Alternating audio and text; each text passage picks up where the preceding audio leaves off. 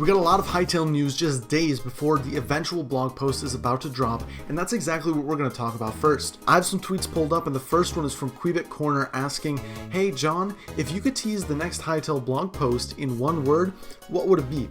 And he responded with draft. Now stop distracting me. But what does draft mean? Generally, it just means that they are either working on a version of the blog post or they have a draft ready and they're just tweaking minor things such as what they want to include, maybe spelling or grammar.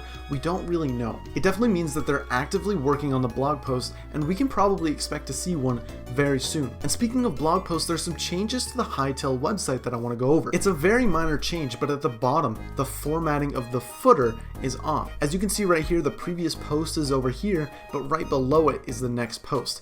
Generally, it should be to the right of the previous post. As you can see right here, to the left, the winter blog post, and to the right, the most recent blog post. But that's not what it is right now. Why are they changing so many things about the website? And they're very minor things. If you remember in one of my last videos, they removed the sidebar showing the different dates of when blog posts came out. Then they also changed the social media on the website. So it's these tiny things that are happening over time that are slowly adding up to be a lot of changes without any real news. But when is this big blog post coming? I've been talking about it in my previous videos, and we're getting closer and closer to the date. I have some theories. Right now, I have the previous blog post pulled up, and we can see right here there was one on November 24th in 2021, and then a bunch of blog posts in 2019 on November 27th. Now, I did some research, and I figured out that both of these dates are one day before Thanksgiving in America. And then I was curious, when is this year's Thanksgiving happening? And it's happening on November 23rd. Now, if we look at the calendar right here, November 23rd is Thanksgiving, and we have a Wednesday, the 22nd, available. That is a possible day that they could be dropping the blog post for, which means we could be only 1 week away from the big blog post. We may have received a bit of hints as to what the blog post might talk about. One big guess that the entire community is thinking about is the major engine rework. We know that the delay for Hytale back in 2021 was caused due to them redeveloping the engine that Hytale's built around so that they can have cross-platform and a lot smoother mechanics. Well, it's been 2 years now, and for the past year or so, we haven't seen any Hytale gameplay. The previous postcards, which used to be filled with screenshots of gameplay, have now been replaced all with concept art. The last blog post did not share any gameplay and was once again filled with concept art. They are purposely trying not to show this new engine or feed us information from the old engine which might not be relevant anymore. But one thing that I'm also interested in is what happens after they show off the engine, and that's exactly what I talked about with John Hendricks. There was a question on Twitter asking John, how big is Hytale now compared to the trailer? And John Hendricks says the trailer showcased a vision that was the very tip of a large iceberg. We've charted a lot of that iceberg since then so that we can have confidence in our first steps. And then Canadian Flash asks, what's the next steps? And he says, I'll expand more on this later. To which I reply, this would be an excellent topic for the next blog post. Now, this could just be fun engagement because he thought the comment was funny, but I think it's a valid argument. They could very well tell us the next steps for Hytale. Either tell us what they're working on or when they plan to finish the game, as the big hurdle has now been crossed. And speaking of this old version of Hytale, someone on Twitter asked, will y'all tell us how different the release is from the original 2018 to 2019 version that was supposed to release before the trailer release? What features weren't in it? And John Hendricks replies, Budokat should make a documentary on this.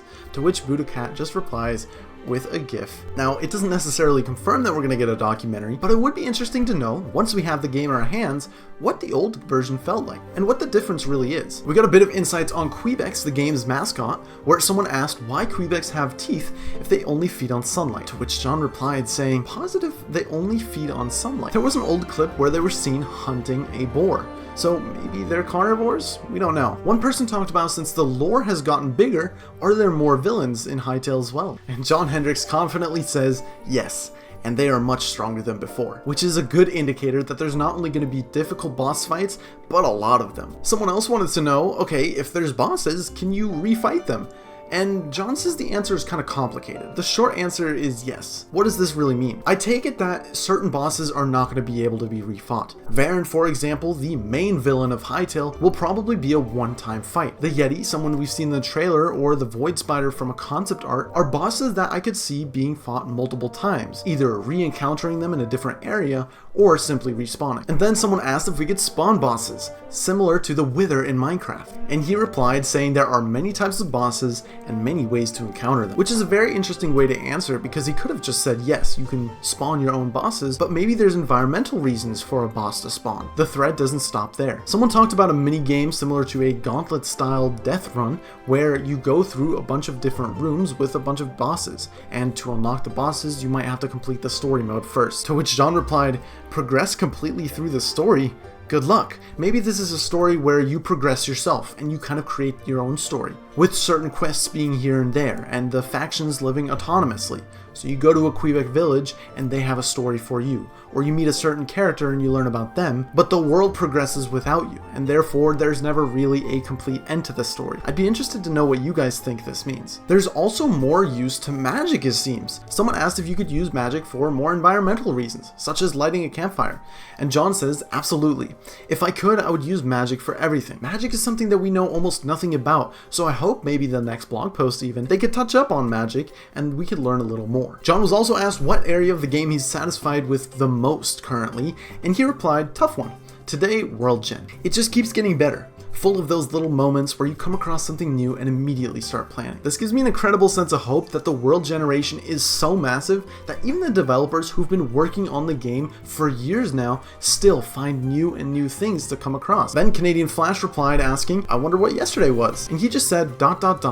Farron. The Farron love doesn't stop there. Hakon asked why he likes the Farron so much, and John said they have a cool backstory and I like their style, armor, and how they fight. Buddha was asked the same question, and he also said he likes Farrons the most out of all the other factions, which is interesting considering we know the least about them. There was a reply talking about how they would love to see more backstory on the Farron, and John reassured that one of my favorite things this year has been how far each of the major factions of Orbis has developed. Scarix were on my kill on sight list as a player, but now I want to learn more about them. We'll look for more things to share without going into spoiler territory. Could this be another topic for the blog post alongside the engine? We know that the Farrons live in Zone 2, which is also called the Howling Sands. Zone 3 is called Borea, Zone 1 is called Emerald Grove. But someone asked, ever since the progression changed from starting in Zone 1 and progressing linearly to being able to start in Zones 1 through 3, are zones still internally referred to in their original numeric order?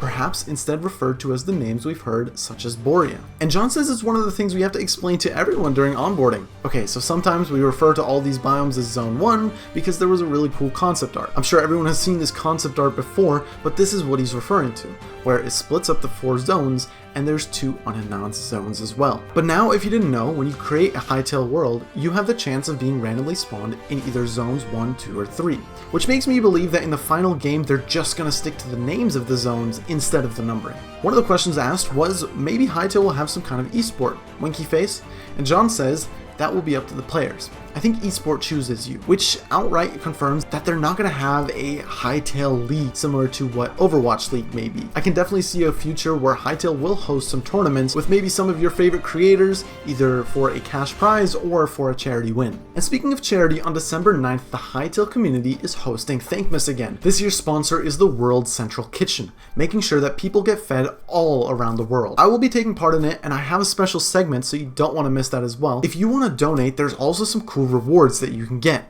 Powerbyte created 2 teasers for what you could be getting, one of which is a Farron from the previous blog post, and another is a small Easter egg that you might remember. This is from the super secret page on the Hytale website, and it'll also be a figurine. And one more thing, if you want to join the most active Hytale Discord, the link is going to be in the description and a pinned comment. Once again, make sure you subscribe so you don't miss the next blog post, and I'll see you guys in the next one.